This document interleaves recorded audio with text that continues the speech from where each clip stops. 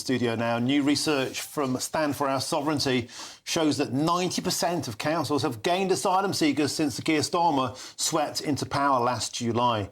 Now, Crawley tops the list, with the local authority having now to support an extra 972 migrants since the general election last year. In fact, this is only 9 months' worth of data. It's sure to be higher. And that's more than double the number inherited from before Sir Keir. That's amounting to an increase of an incredible 128.4% since he became the Prime Minister. Well, to discuss this, I'm now joined in the studio by GB News' political correspondent Catherine Forster, GB News' senior political commentator Nigel Nelson, and the Reform UK MP for Runcorn and Helsby, Sarah Pogin. Sarah Pogin, let's start with you. We've seen now, let's start with the asylum hotel backlash, the Home Office being spectacularly defeated yesterday. What's your take on where this will go next? And do you expect the government to appeal against this decision? I absolutely do expect that they will appeal. So I think it's excellent news for today, but I think it's a case of watch this space, and let's hope that, when it does go to appeal, that this ruling stands, because it clearly is a definitive ruling if it does fall at appeal. And other local authorities will be able to use this and close their asylum hotels. But the big question then is, of course, where do the occupants of those hotels get dispersed? And I can tell you from my own experience in Runcorn and Helsby, because my asylum hotel has been closed, the Daresbury Hotel, they get dispersed into the community, into HMOs, houses of multiple occupancy. And so at that point, it's not a problem solved, it's a problem moved. It's a problem moved, and it's worsened, because once in the HMOs, once in the communities, they are lost to the authorities. They are also disrupting local people's lives. They are they're clearly taking up housing places. So in my constituency, we have between 850 and 900 asylum seekers that we know about taking up housing places. That I should clarify, that's actually in Halton as a whole. Runcorn is part of Halton. I have up to 90, we think, houses of multiple occupancy that they're living in. And so not only is it taking up housing, local people came into my office and tell me they've been moved out of housing to make room for asylum seekers. And then there's the schools, and then there's the GP services. The knock-on effect is enormous. Let's get to Catherine Forster. I'll come back to you for some more reaction in a moment. Catherine Forster, you raised something in the last hour which really, really blew my mind, and I'd like to repeat it for the benefit of those who perhaps weren't tuned in the last hour, and that is, even if these hotels are closed down, the government may still be on the hook for millions of pounds of bills for years to come. Well, yes, exactly. Now, the government very keen to say they've brought the use of hotels down from 400 to about 210 now, but still 32,000 asylum seekers in them. And a lot of the contracts that the government has had to sign with these companies to provide this accommodation in hotels have been signed right through to 2029, which is potentially the next election, when Labour have pledged they will have ended the use of asylum hotels by. So unless the Home Office can somehow get out of those contracts, we could well be looking at a situation that taxpayers are basically on the hook twice. First, for asylum hotels that may no longer being used, and also, of course, for putting people up in houses of multiple occupation, as Sarah's just said. Neither of them are good or popular options, and the government are offering long-term contracts to landlords, much more than they can get at the normal rent, and all problems managed and sorted. So it's incredibly difficult, whichever way you cut it. I just want to refer to a graph that's on your screen now. This is from that report that we've exclusively seen today on GB News from our friends at Stand for Our Sovereignty. The figure on the left there, that is for the percentile increase in the biggest increase constituency in the United Kingdom. That is Crawley, 128.4% increase in the last 9 months alone. Peter Lamb, the Labour MP for that area, by the way, we reached out to him for a comment. Cat's got his tongue. Nothing come back to us yet. Look along there, the average, 12.8% for the UK. Let's go then to Sir Keir Starmer's constituency, well, his local authority of Camden. a mere 1.28%, I believe. We can get that back on the screen.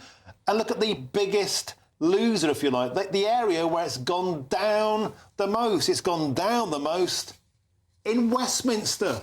24% down in Westminster since last year. Sarah Poaching, what's going on here? Quite simply, is Labour constituencies who are friendly to the government are willingly taking on shed loads of asylum seekers. Perhaps the electorate now know about that. They might not be quite so happy. Meanwhile, Sir Keir Starmer's not taking his fair share. And Westminster, it's going down. This is the case, clearly, once again, of NIMBYism. No illegals in my backyard. Absolutely. And look, the North West, currently, according to Home Office figures, March of this year, has currently got 20,400 asylum seekers. So places like Runcorn in my constituency and across the North West are being used as dumping grounds. I know that's a strong term, but it's absolutely the way it is.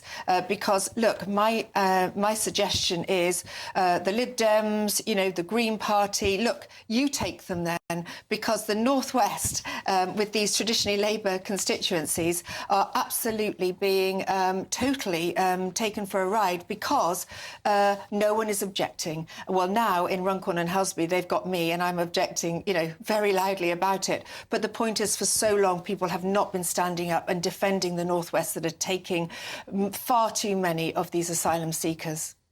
OK, Nigel Nelson, let's bring you in. You've been waiting very, very patiently.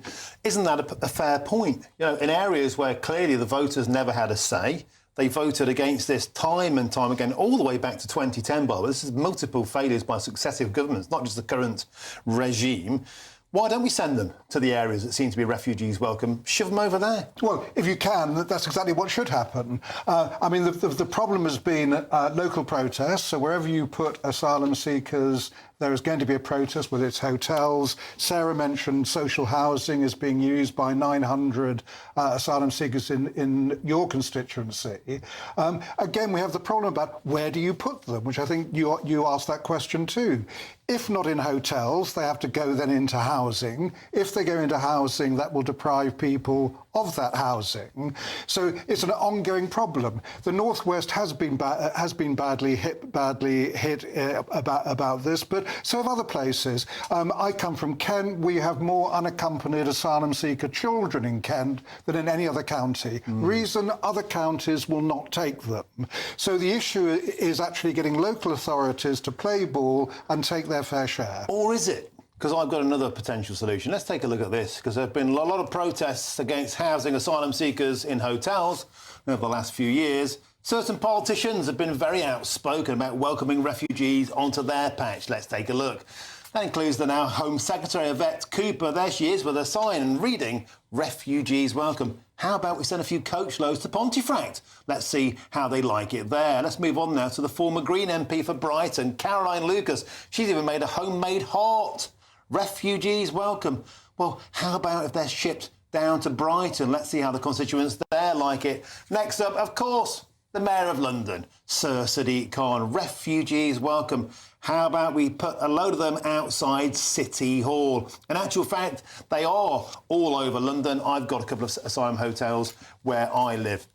Of course, the omnipresent bleeding heart, Islington North MP Jeremy Corbyn. There he is, refugees welcome. How about we send a load to Islington? How about we put a bunch on Jeremy Corbyn's allotment? Must be room in the shed until, that is, Angela Rayner takes his allotment away from him. And here is Jezza, photographed with his Labour colleagues, Diane Abbott, John McDonnell, the former Chancellor for the Labour Party, Clive Lewis, plus Baroness Chakrabarti, of course, the former head of Liberty, now tucked up nicely in ermine. These people are always the ones telling us refugees are welcome, but they never end up living on their streets. They never end up taking their school places for their kids or affecting their GP's appointment. Sarah Poaching, want to put it to you, it's always the same. They tell us how to live our life one way, but they don't actually practice what they preach. What we've got to do, Martin, is to stop the pull factor in this country.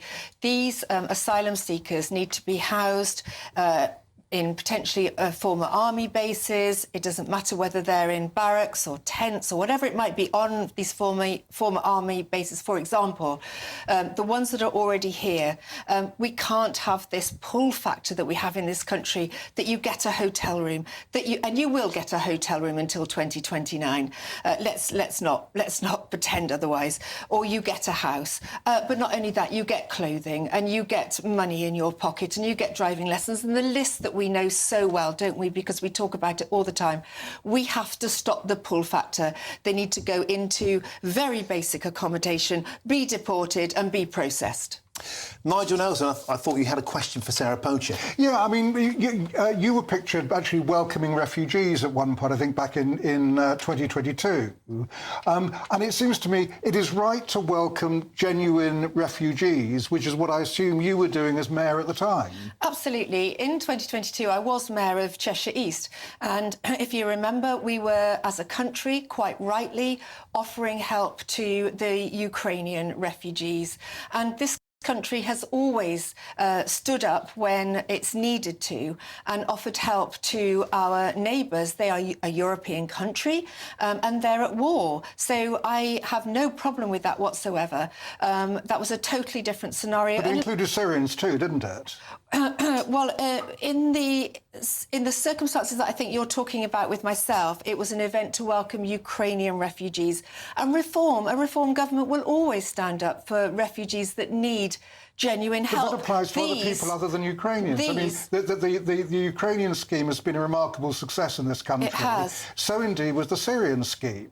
We've also settled Hong Kongers and we don't hear anything about them at all. So if it comes down to genuine refugees, does it make a difference where they come from, whether it's Ukraine, Syria, Afghanistan, Pakistan? A genuine refugee, no. And that's what we would always, as I say, step up to do. Afghan interpreters, for example, that helped and served alongside our British troops, absolutely should be given refuge in this country. What I do not support in any way are the boatloads, the invasion of illegal immigrants coming across the channel, asylum seekers that are coming here illegally and then claiming asylum. That is not acceptable. And Catherine Forster, final word to you. You made another excellent point last time, and that is there are governments across Europe that are standing up to this, and they're not even right-wing governments. Yes, so Denmark being a prime example, have a left-of-centre government. They have been very tough on migration for years now. They've sent out all sorts of "you are not really welcome here" messaging, and currently asylum applications are at a 40-year low. Now, they are within the EU. Denmark is seen as such a liberal country, but other places I think the government may be looking at using like old student halls that are no longer in use for university students, things like that. But in France and Spain they have much more basic accommodation. If people think they're going to be put up in a 4-star hotel, you are rewarding people for making that journey. And it sounds like a tiny detail, but it just struck in my head. There was video recently of trays and trays of Pink Lady apples going into one of these hotels. Now, anybody who's ever eaten a Pink Lady apple, Pink Lady apples are 50p each. They are the most expensive. And I think a lot of British people will look at that and think that it is just horrifically unfair. I think you're absolutely right. Nigel Nelson, Catherine Forster, Sarah Poacher, and of course, Reform MP for Runcorn. Always an absolute pleasure to have you in the studio. Thanks to all of you. Now, earlier on, GB News